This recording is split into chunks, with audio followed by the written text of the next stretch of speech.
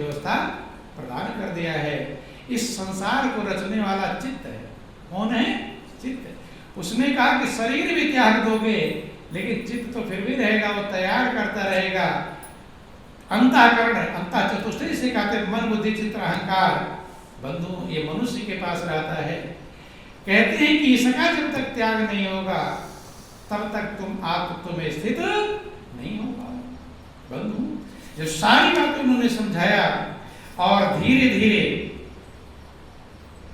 कैसे चित्त को, चित्त रूपी मूल को जड़ है उसको जड़ से उखाड़ फेंकने का उपाय जब वो समझाती रही, समझाया तो उन्हें परम शांति की प्राप्ति हुई। किसको? राजा सिंहध्वज को परम शांति की प्राप्ति हुई और जानने के योग्य है। इसलिए भगवान कृष्ण कहते हैं अर्जुन एक ही चीज जानने की योग्य है। इधर दुनिया में आप आते हैं कितनी चीज जानने चाहते हैं, छोटा सा बच्चा तभी से जानते हैं ये क्या है, ये क्या है, ये क्या जानता रहता है। हजारों सैकड़ों चीजें आपने, करोड़ चीज जान लिए होंगे लेकिन अभी जानने की इच्छा खत्म हुई। अभी कोई चीज देख लोगे तो पूछोगे ये क्या है, जानने की इच्छा है, ये खत्म नहीं होती है क्योंकि जानने योग्य है परमात्मा। जब राजा सिंहध्वज जानने योग्य परमात्मा को धारण कर लिए, जान गए, परमात्मा में स्थित हो गए, जब उसके स्वरूप का प्रतिपादन किया, उसमें मगन हो गए, तब कुंभ समझाते हैं कि ये संसार आत्म से अलग नहीं है, दोनों एक ही है। भ्रम के कारण अलग अलग प्रतीत होता है। जैसे तमाम घड़ों में पानी रख दो और सूरज की किरणें पड़ती हैं तो हर घड़े में अलग अलग सूरज दिखाई पड़ेगा कि नहीं? और सूरज कितना है? एक ही है। सब घड़े घड़े में अलग दिखाई पड़ रहा है। ऐसे परमात्मा एक ही है लेकिन सभी के अंदर अलग अलग दिखाई पड़ता है। बंधु जब तमाम सारी बातें उन्होंने समझ लिया, योग्य हो गया, तो फिर कुंभ अंतरहित हो गए, गायब हो गए, चले गए। कुछ समय दर्शन दे करके उन्हें ज्ञान ध्यान की बातें समझाकर और कुंभ गायब हो जाते थे, चले जाया करते थे। तब राजा समाधिस्थ हो गए, समाधि में स्थित होने लगे। जब कुंभ चले गए, एकाग्रता प्राप्त होने लगे और चुड़ाला घर जाती है, राज्यपाट की जिम्मेदारियों को देख करके 3 दिन के बाद फिर लौटती है। जब फिर लौटती है तो एकदम लीन थे ब्रह्म में। कौन? चुड़ाला अंदर में प्रवेश करके उनको जगाती है और उनके साथ वार्तालाप करती है। चुड़ाला थोड़ा दुखी मन से आई। कैसे आई? कुंभ के रूप में ही आ जा रही है। दुखी मन से आई। राजा ने कारण पूछा कि आप तो हमेशा आनंद में रहा करते थे लेकिन आज कुछ चेहरा आपका उदास है। तब उन्होंने कुंभ ने कहा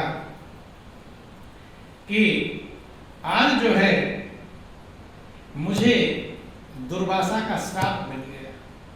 किसका मिल गया? दुर्वासा का श्राप। और श्राप क्या है कि दिन में तो मैं कुंभ रहूंगा लेकिन रात में मुझे स्त्री का रूप मिल जाएगा। किसका मिल जाएगा? इसलिए मैं उदास हूं। तो राजा योग्य हो चुके थे। राजा ने कहा फिर इसमें क्या अंतर है? स्त्री पुरुष में कोई अंतर नहीं है, वही आत्मा स्त्री के अंदर, वही आत्मा पुरुष। तुम दुखी क्यों हो रहे? देखो ध्यान देना, राजा इतने योग्य बन गए कि चुड़ाला उनकी परीक्षा ले रही है। क्या ले रही है? गुरु रूप में उनकी परीक्षा ले रही है और उनसे पूछ रही है कि अब मैं इसलिए दुखी हूं कि रात में मुझे स्त्री के रूप में रहना पड़ेगा। अब जब स्त्री के रूप में रहना पड़ेगा, राज सिद्धों ने कुछ दिक्कत नहीं। जब समझाया उनको, दुर्वासा के श्राप का कारण बतलाया। अब कुंभ रूप में तो साथ साथ विचरण कर रहे हैं लेकिन रात में तमाम पहाड़ियों को, जंगलों को पार करके चले गए। महेंद्र के तट पर पहुंचते हैं और वहां पर रात में जो कुंभ का रूप स्त्री का बन जाता था तो उसका नाम रखा गया मदनिका। क्या नाम रखा गया? मदनिका। अब मदनिका स्त्री के रूप में रहने लगी। अब भी और उनकी परीक्षा ले रही है। अब राजा का मदनिका से विवाह हुआ। क्या हुआ? वहीं जंगल में, वन में जब विवाह हुआ और एक सुंदर कंदरा में फूल वूल बिछाया और दोनों का विवाह हुआ। किसका? राजा सिंहध्वज का और कुंभ रूप में बदले हुए मदनिका का। जब दोनों का विवाह हुआ तो आनंद मग्न हो गए, प्रेम मग्न हो गए। उसने क्या किया? चुड़ाला ने अपनी शक्ति से इंद्र को गढ़ कर दिया, इंद्र को प्रकट किया। किसको प्रकट किया? अब ध्यान देना, गौर करना, कितनी योग्य बन गई, ध्यान देना। गुरु वशिष्ठ राम को सिंहध्वज की तरह, सिंहध्वज का उदाहरण दे रहे हैं कि राम जैसे सिंहध्वज अपने आत्म स्वरूप में स्थित थे, ऐसे तुम भी अपने आत्म स्वरूप में स्थित हो जाओ। राम को उदाहरण दे रहे हैं, तो सिंहध्वज कितने महान होंगे। बोलिए प्रेम से गुरुदेव महाराज की। जब इंद्र अपने पूरे अप्सराओं सब सहित पूरे और शरीर प्रकट होते हैं और इंद्र राजा से कहते हैं कि राजन, अब तुम इतने योग्य हो गए हो, भक्ति में इतने निपुण हो गए हो कि तुम्हें स्वर्ग ले चलने के लिए विमान आया होगा। क्या आया है? विमान। और ये बनाया किसने? इंद्र को। चुड़ाला ने अपनी शक्ति से इंद्र भी बनाया, विमान बनाया, सारी अप्सराएं, सारी व्यवस्था बनी। राजा के सामने जब विमान प्रकट हुआ, इंद्र कहने लगे राजन चलो आप स्वर्ग। राजा योग्य बन गए थे, अब उन्हें स्वर्ग और नरक में कोई अंतर, सम हो चुके थे। सुख और दुख में सम, हानि लाभ में सम, जीवन मरण में सम। ये भगवान कृष्ण का अर्जुन सुखे दुखे समय कृतवा लाभा लाभ जय। राजा सिंहध्वज कहते हैं कि महाराज इंद्र, मुझे स्वर्ग से क्या प्रयोजन, स्वर्ग में जाने से क्या लाभ। जो जो खुशी आप स्वर्ग में देना चाहते हैं, उस खुशी से ज्यादा खुशी मैं अपने आत्म तत्व में स्थित होने के कारण प्राप्त हो रहा हूं। अर्थात राज भोग सुख सुविधा। देखो दुनिया में लोग भक्ति करते रहते हैं, थोड़ी सी दुनिया की व्यवस्थाएं मिलने लगती है तो व्यवस्थाओं में इतना आसक्त हो जाते हैं कि भक्ति भजन को ढीला छोड़ देते हैं। लेकिन योग्यता की कीमत है। राजा सिंहध्वज ने योग्य होते, स्वर्ग का विमान आया हुआ है, लेकिन उन्होंने मना कर दिया कि मुझे स्वर्ग जाने की इच्छा नहीं। गौर करना और विचार करना बंधु। अब जब उन्होंने मना कर दिया तो इंद्र पूरे अपने परिवार सहित अप्सराएं सब जितने विमान खान सब आया था, सब अंतर्ध्यान हो गए। अब राजा ने लोभ को तो देख लिया, टेस्ट ले लिया कि इतना स्वर्ग का सुख दे रहा है, लेकिन राजा सिंहध्वज को उसकी जरूरत नहीं। ये प्रैक्टिकल गौर करके समझना। सबके सामने ये व्यवस्थाएं आती हैं, दुनिया की चीजें आपको लुभाती हैं आत्मधन को छोड़ने के लिए, लेकिन लोग जब नहीं समझ पाते, दुनिया की चीजों के चक्कर में सत्य वस्तु को छोड़ देते हैं। वो तो छूट जाएगा और इसको आपने छोड़ दिया तो न ये मिलेगा ना वो मिलेगा। अब चुड़ाला ने और परीक्षा राजा सिंहध्वज करना चाहा। उसने क्या किया? राजा देखो क्रोध पर विजय प्राप्त किया कि नहीं प्राप्त किया है। तो चुड़ाला जो रात में मदनिका, उनकी शादी हो गई, पत्नी बन गई। जब पत्नी बन गई तो जिक्र आता है कि चुड़ाला ने एक दूसरे पुरुष को तैयार किया। जब रात में सो रहे थे राजा सिंहध्वज चुड़ाला, तो दूसरे पुरुष को तैयार किया और वो मदनिका उस पुरुष के साथ में जाकर सो गई। जब सिंहध्वज उठे तो देखे मदनिका नहीं है। अब देखा दूसरे पुरुष के पास में सोई हुई, लेकिन राजा सम हो चुके थे, उन्हें क्रोध नाम की कोई चीज नहीं। जब क्रोध नाम की कोई चीज नहीं है, उस पर भी विजय प्राप्त कर लिया, तब राजा को देख लिया पूर्ण आत्म तत्व में स्थित हैं, तब चुड़ाला अपने असली रूप में प्रकट हुई। किसमें प्रकट हुई?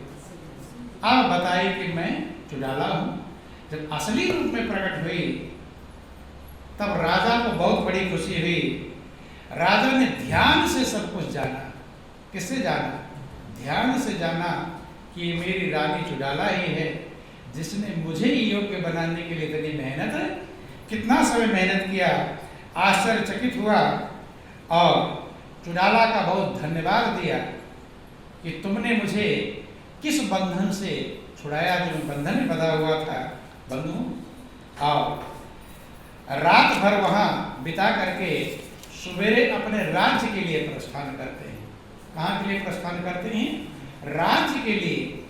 राजा सिंहध्वज और चुड़ाला प्रस्थान करते हैं। ध्यान देना, जब आप तत्व में स्थित हो गए तो ना पत्नी बाधा है, न पति बाधा है, न बेटा बाधा है, न बेटी बाधा है।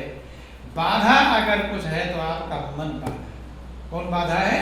मन बाधा है। इसलिए महापुरुष ने ये दुनिया की कोई चीजें बाधा नहीं, बाधा कुछ नहीं है। लेकिन आप जब आप स्थित होगे, गहराई में उतरोगे तो धीरे धीरे धीरे संसार, आज जो मन जिस दुनिया को बहुत कीमती समझता था, ये धीरे धीरे ये संसार आपके लिए महत्वहीन हो जाएगा। इसका कुछ भी महत्व नहीं। ऐसे समझ लेना जैसे आप छोटे बच्चे थे। ये प्रैक्टिकल आपको समझाते हैं। चूंकि दुनिया में मनुष्य कितनी भी बार ठोकर खाए, कितनी भी बार गिरे, गिरने के बाद भी वो मंजिल को प्राप्त कर सकता है।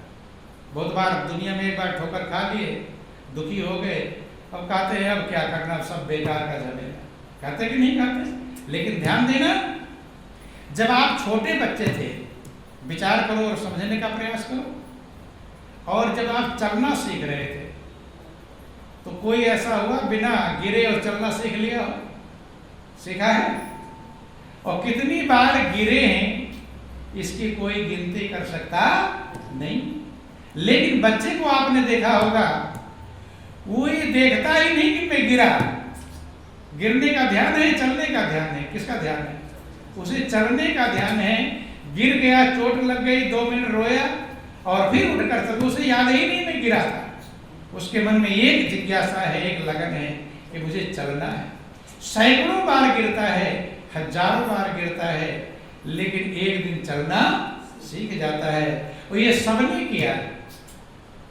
तो जब उतनी कम अकल थी आपके पास, तब इतनी बार गिर करके चलना सीख गए, तो दुनिया में एक बार दुख आया, परेशानी आई, तो वो गिरना कुछ भी कीमत। अब तो बुद्धिमान है, अकलवान है, तब तो कोई अकल भी नहीं थी। तब हजारों बार गिरने के बाद भी आपने चलना सीख लिया था। लेकिन महापुरुष समझाते हैं कि आत्म तत्व जो आपके अंदर मौजूद है वो परमात्मा तत्व है। उसमें सारे गुण हैं, सारी शक्ति है, सारी रिद्धियां हैं, सारी सिद्धियां हैं। अलग कहीं भटकने की जरूरत नहीं, सब कुछ आपके पास है। आप कुछ भी नहीं कह सकते कि यही मेरे पास नहीं, सब कुछ आपके पास है। महापुरुष कहते हैं जिसकी तुम्हें तलाश है वो तुम्हारे ही पास है। कहते हैं जिस की चीज की तलाश करो, जो कुछ भी आप चाहते हैं वो सब आपके पास ही मौजूद है।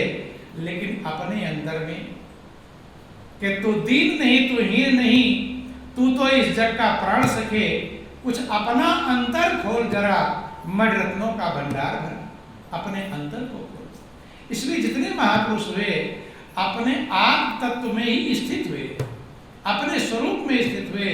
जब आप तो स्थित हुए तो ना वहां से ज्यादा आनंद कहीं है, ना उससे ज्यादा सुख कहीं है, ना उससे ज्यादा शांति कहीं है। इसलिए सब महापुरुषों ने अपने अंदर, देखो भगवान शंकर को आप देखते होंगे, आंख बंद करके अंदर ध्यान लगाते हैं। किसका ध्यान लगाते हैं? आपने आत्मस्वरूप का। किसका? आत्मस्वरूप। भगवान कृष्ण ने श्रीमद् भागवत में वर्णन आया कि भगवान श्री कृष्ण प्रतिदिन ब्रह्म मुहूर्त में उठ जाते थे। कब? ब्रह्म मुहूर्त में। तो ये नियम है, ध्यान देना। इसीलिए उसे ब्रह्म मुहूर्त कहते हैं। ब्रह्म माने परमात्मा, ईश्वर, और मुहूर्त माने समय। वो समय किसके लिए है? प्रभु के लिए है, परमात्मा के लिए है। उसे खाने, सोने, जागने और किसी काम में नहीं। वो मुहूर्त जो है वो मुहूर्त प्रभु में मन लगाने के किसमें मन लगाने के लिए? जो प्रभु का ही मुहूर्त है, और मुहूर्त में काम धंधे करो, लेकिन वो मुहूर्त है जो ब्रह्म मुहूर्त है। 8 मुहूर्त हो तो 24 घंटे में, और एक मुहूर्त तो समझ लो 2.5 घंटे 3 घंटे का लगभग। तो जब से उजाला होता है सवेरे, उससे 2.5-3 घंटे पहले ब्रह्म मुहूर्त रहता है। समझ में आएगा? वो समय भजन के लिए, वो समय प्रभु में मन लगाने के लिए। लेकिन उसी समय निद्रा सबसे ज्यादा आती है। ठंडी ठंडी हवाएं, चूंकि निद्रा और आलस्य ये साधना का सबसे बड़ा विघ्न है। ये भगवान शंकर जब माँ पार्वती को अमर गुफा में ले जाकर आत्मज्ञान, अमर ज्ञान प्रदान कर रहे थे, तब उन्होंने पार्वती को समझाया था, पार्वती साधना का 2 सबसे बड़ा विघ्न है, आलस्य और निद्रा। इन विघ्नों को जीत कर, ये दुश्मन है। और आप भी प्रैक्टिकल अपने गौर करते होंगे, जब कभी ध्यान में बैठने का मन कहता होगा, सवेरे जग भी जाते होंगे, मन कहता होगा चलो ध्यान कर लो, मन कहता अरे 1 करोड़ जरा सा इधर लेट रहा हूँ, अभी उनका ध्यान ही करूँगा। नहीं समझ में? इसे आलस्य कहते। क्या कहते हैं? आलस्य। उसी समय अगर रुपया मिलने का कहीं पता रहे तो मन कहेगा 1 करोड़ लेट लूँ, मन कहेगा पता नहीं उधर मिले न मिले, टाइम खत्म हो जाए, तो ध्यान देना। क्योंकि मन उसकी कीमत समझ गया है, दौड़ जाता है।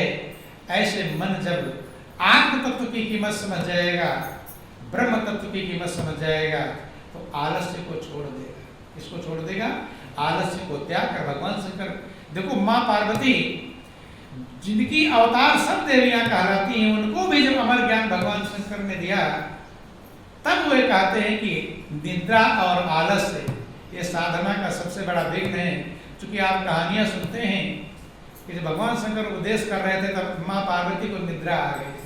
सुनते हैं, बोलो वृंदावन बिहारी लाल की।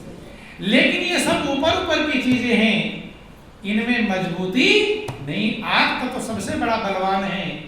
जब उस बल को आप प्राप्त कर लोगे तो ये सब उसके सामने कुछ भी नहीं है। इसलिए आत्म बल को प्राप्त करने का प्रयास करें और ब्रह्म मुहूर्त में अपने मन को एकाग्र करने का प्रयास करें।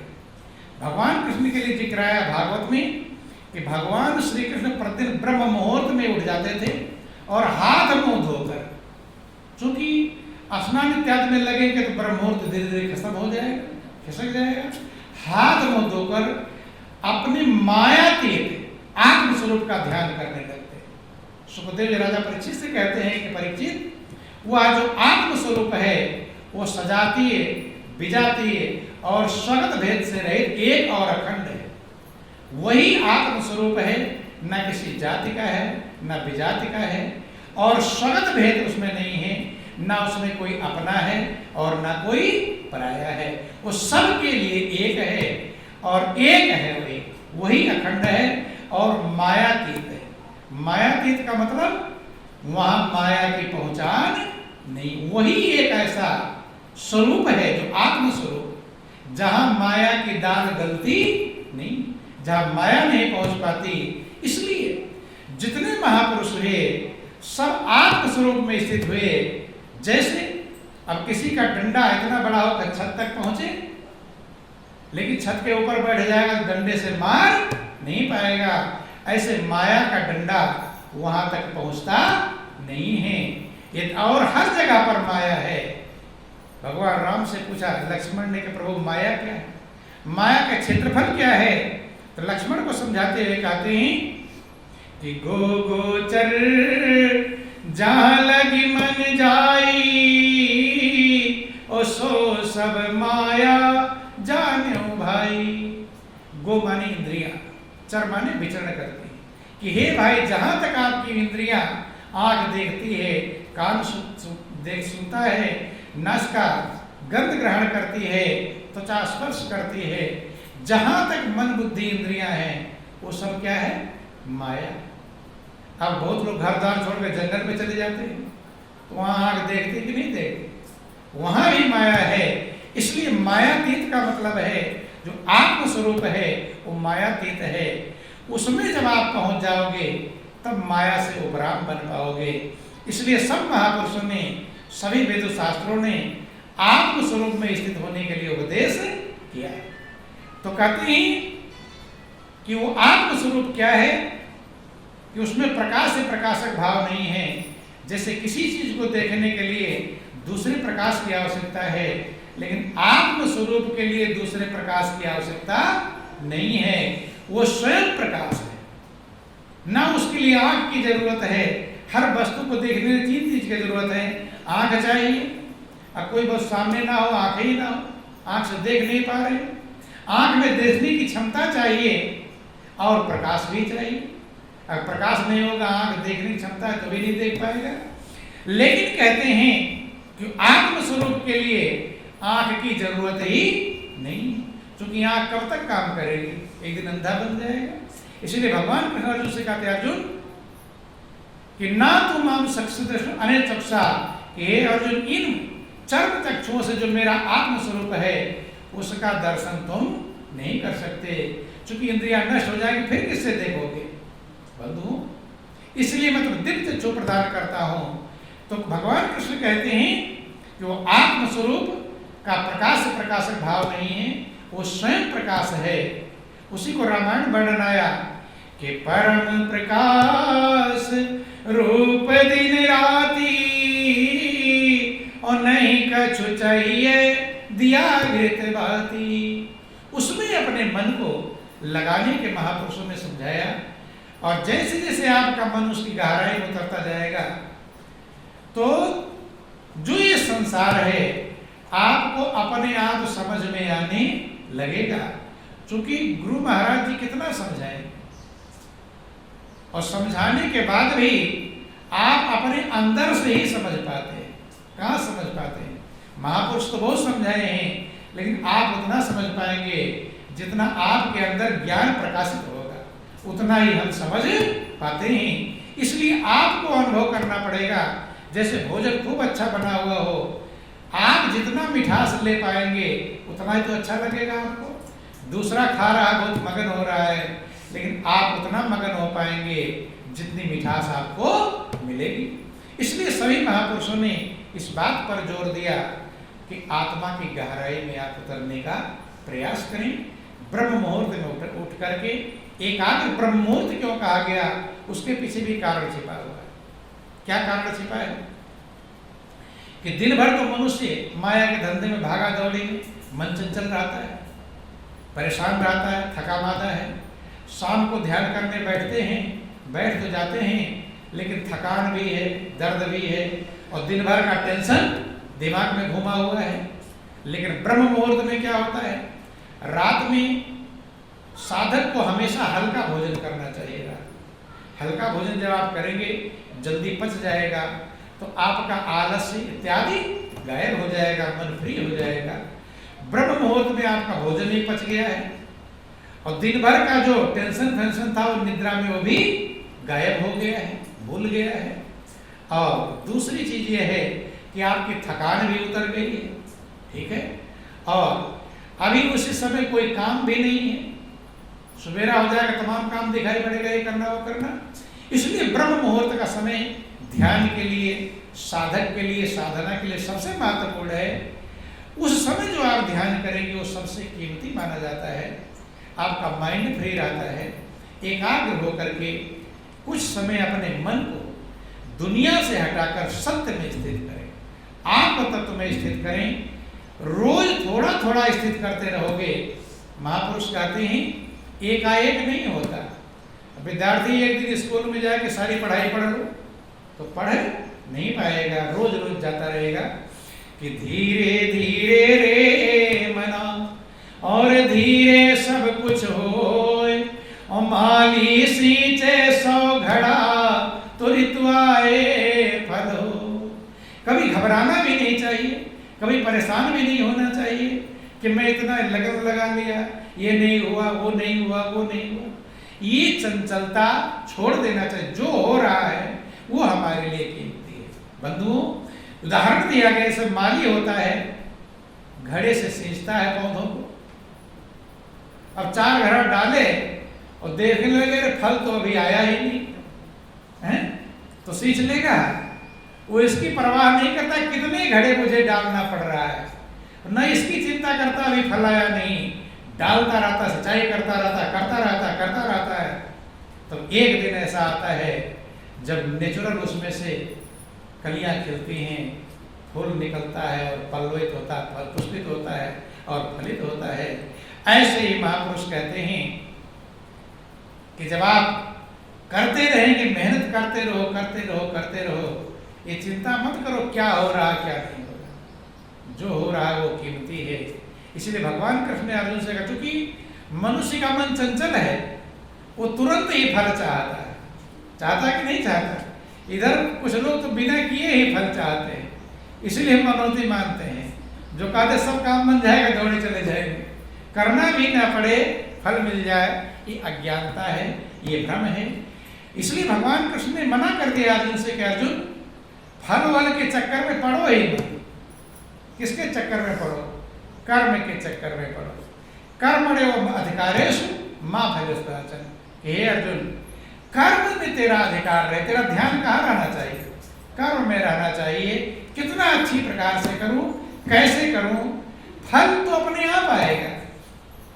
लेकिन उल्टा लोग क्या करते हैं, बेचैनी का कारण यही है, पहले फल दौड़ते रहते हैं और कर्म में ढीले पड़ जाते हैं। इसलिए कर्म करेंगे।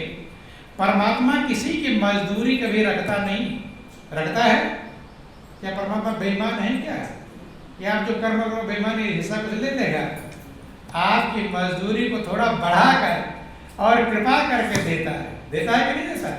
जैसे कभी कोई मजदूर काम करता है, बड़ी लगन से काम कर रहा हो, बहुत लगन से, तो क्या करता है?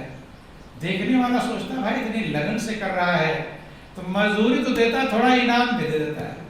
देता था कि नहीं देता? छोटा सा एक प्रसंग आपको समझाते हैं। बोलो वृंदावन बिहारी लाल की